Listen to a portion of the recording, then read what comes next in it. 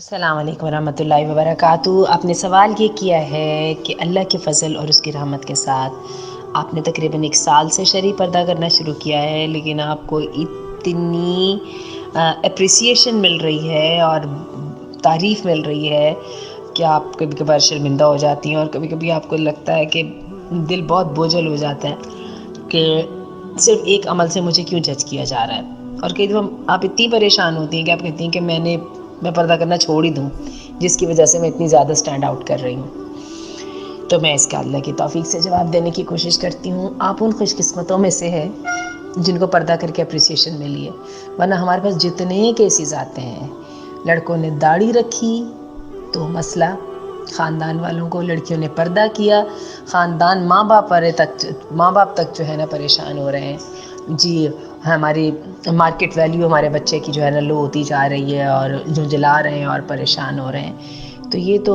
یقین کیجیے، آپ کا کیس سن کے تو میرا تو دل راضی ہو گیا۔ یہ بات تو ہو گئی، الحمدللہ آپ کو اپریسیشن مل رہی ہے، آپ کو ایکسیپٹنس مل رہی ہے، آپ اپنے خاندان میں ایک ٹرینڈ سیٹ کر رہی ہیں۔ یہ اللہ کی عطا ہے۔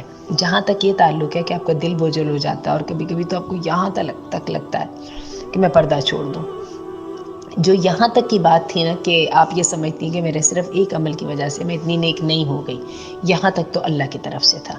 اب جیسے یہاں سے آتا ہے نا کہ جھنجھلاہٹ بھی آنے لگ جاتی ہے، اور کہتی ہوں کہ کہیں میں ریاکاری کر رہی ہوں، اور اس میں ریاکاری کے چکر کو میں چھوڑ ہی دوں تو میرا دل مطمئن ہو جائے گا، یہ سیدھا شیطان کی طرف سے ہے۔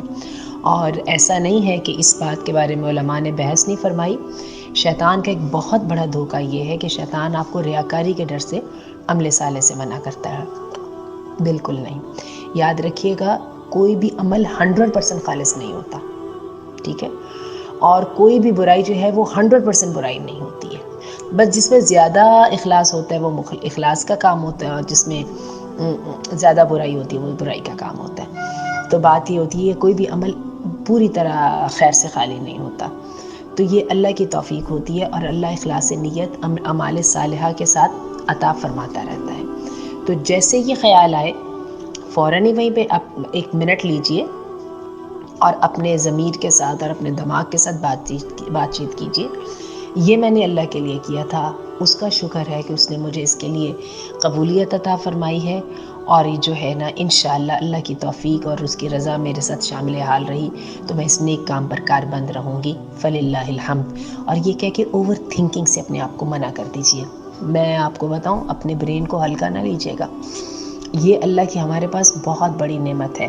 اور جیسے آپ اپنے برین کو کمانڈ دیتی ہیں، ہم اس کو کمانڈ نہیں کہتے اپنی سائیکالوجی کی زبان میں، ہم سجیشن بولتے ہیں، آپ وہ جیسے سجیشن دیتی ہیں، آپ کا برین تھوڑی سی آناکانی کرنے، اڑا کڑی کرنے کے بعد آپ کی سجیشنز کے اوپر چل پڑتا ہے۔ اللہ نے ہمارے برین کو اس طرح سے پیدا کیا ہے کہ اگر ہم اپنی نیت اور ارادے کو خالص کر لیں اور اپنے ارادے کو مضبوط کر لیں تو برین ہمیں فالو کرتا ہے۔ یہ اعضاء جو اللہ نے عطا فرمائے، یہ اللہ نے ہمارے لیے مسخر کیے ہیں، تو اس کو فالو کر کے دیکھیں۔ آپ خوشی محسوس کریں گی تو خوشی محسوس کروائے گا، پورے جسم پر اثرات ہوں گے۔ آپ غم اور مایوسی محسوس کریں گی تو دماغ غم اور مایوسی محسوس کرائے گا۔ آپ پازیٹیو تھنکنگ رکھیں گی تو تھوڑا سا اٹکے گا ضرور شروع میں 1-2 منٹ کے لیے، لیکن فوراً پازیٹیو بھی ہو جائے گا۔ اور جو نیک لوگ ہوتے ہیں، اللہ تعالیٰ ان کی یہی چیز جو ہے ول پاور کو مضبوط کرتے جاتے ہیں۔ اللہ تعالیٰ سے اپنی استقامت کی دعا فرمائیے، آمین۔